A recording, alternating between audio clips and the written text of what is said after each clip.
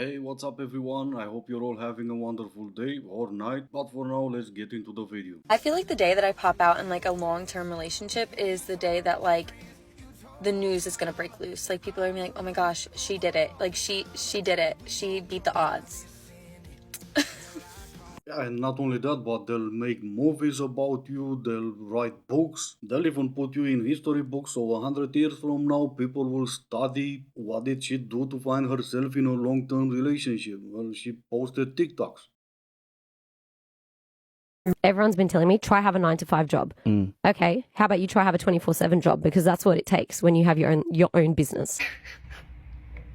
I'm a full-time engineer and I also create content. So I feel like I have a unique perspective on this because I see both ends of the coin. And I'm not a full-time content creator because I don't want to be.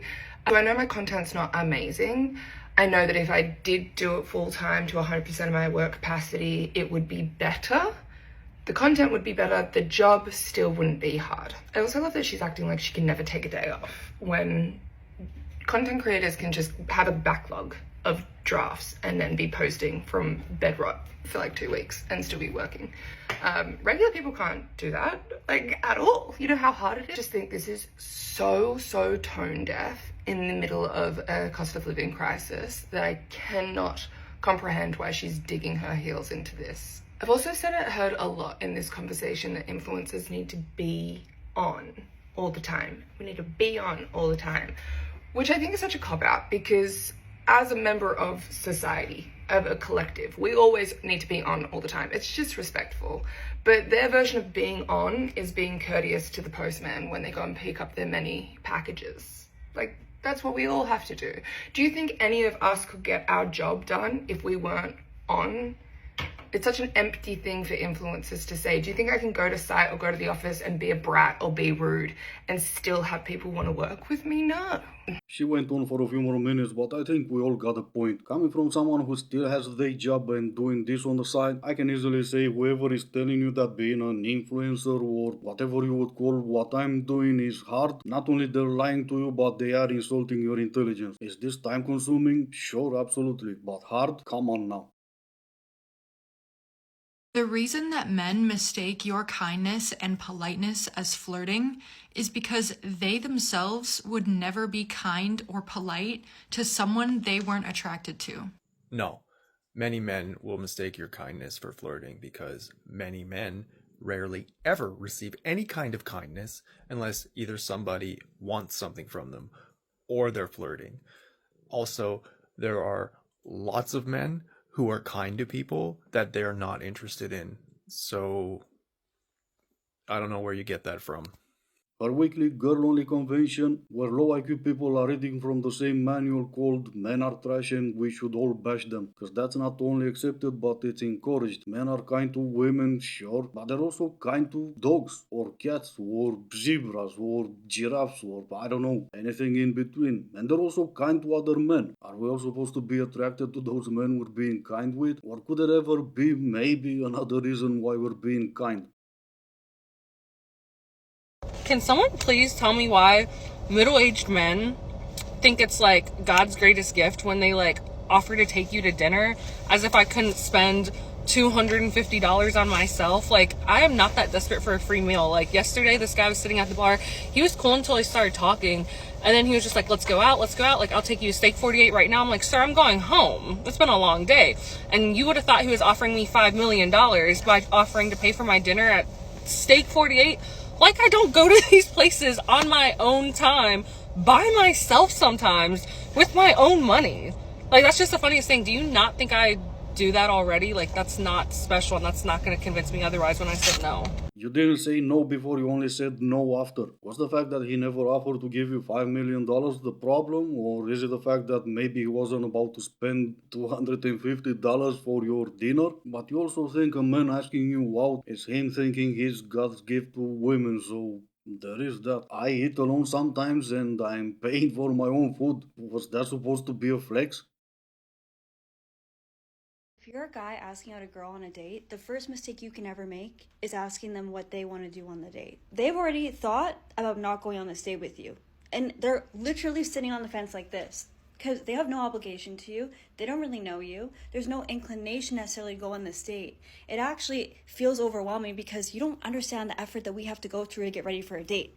It's a whole thing. We got to do our hair, we got to do our makeup, we got to find a cute outfit. It's a full-time job to go on a date, especially one where we're kind of excited about it. So if you add on the task for us to decide what we should be doing on the date, might as well be the girl.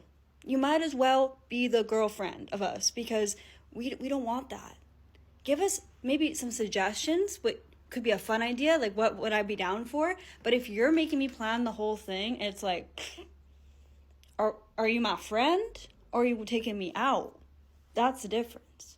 I'm neither. Not your friend and I'm not taking you out. Especially when you think I need to care about the effort you have to put in by choosing an outfit. I'm sorry, I just don't. And I hate to keep saying this, but you need to speak for yourself. There is no way as in all women. You don't like to be asked what you want to do or where do you want to go, that's fine, but that's you. Other women might find me not asking them what they want to do as controlling and they get the ick or whatever. There are how many languages in this world, and you decided to talk shit? Well, yeah, that's the language I'm most fluent in. I go outside, start talking, people start crying, and sure, some call me an a-hole, but I get in touch with people's emotions. I'm actually the good guy. There are no men left on the market, like literally no men. And I'm not talking about the young ones or the older ones. No matter the age, they're just gone. Because what do you mean? You're 33 and you don't want to settle yet? You don't know what you want? What do you mean? Do you know you have 30 minutes? Like, it's just mind-boggling to me how they can casually tell a young girl that they don't know what they want. Bitch, why the f*** are you even on a dating app if it's not to date and to build something? Like, what are you doing? Are you 20? Are you 20? Are you trying to have just casual hookups? What is it gonna do to you? Like, you're balding. You're literally balding. Most of these men, I can see their forehead from miles away, and they still don't know what they want. Because I know what I should get them. It's a flight to Turkey. I should probably know what she means by a flight to Turkey, and I probably will as soon as I care that much. Are you interested in getting hookups?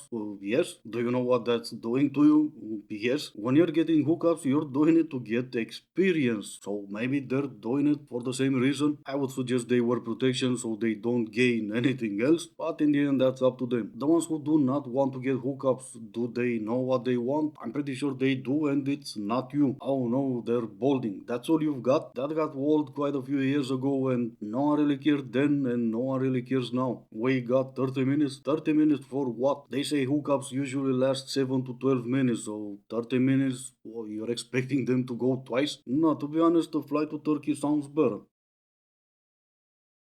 All I want for Christmas this year is for whoever has had the white knuckle death grip on my voodoo doll to just put that thing in a drawer and take a break. You have worked so hard this year. Or, if nothing else, feed us some lettuce. Or starve it. If you're going to keep putting me through the ringer, can 2025 be the year that I finally get abs? Please, I'm begging. Yeah, that voodoo doll asked me to tell you to put those double cheeseburgers away and maybe get a lettuce yourself.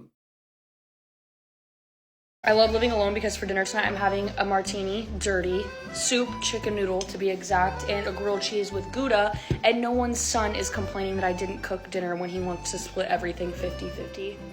Well, good for you. Did you also cry about your loneliness before posting this TikTok, or you expect to cry after? And of course, it's not that I don't believe that this is what happy people do. They need to tell everyone else how happy they are. But it's just that I don't believe that's what happy people do. Going on a date, ask your brother if she's hungry. If she says yes, tell her to eat before you pick her up. Be a man. Alright, this is gonna be it for today. As always, I do hope you enjoyed it. If you didn't, I still appreciate you for making it this far. Thank you all so much for watching. Stay safe and I will see you in the next one.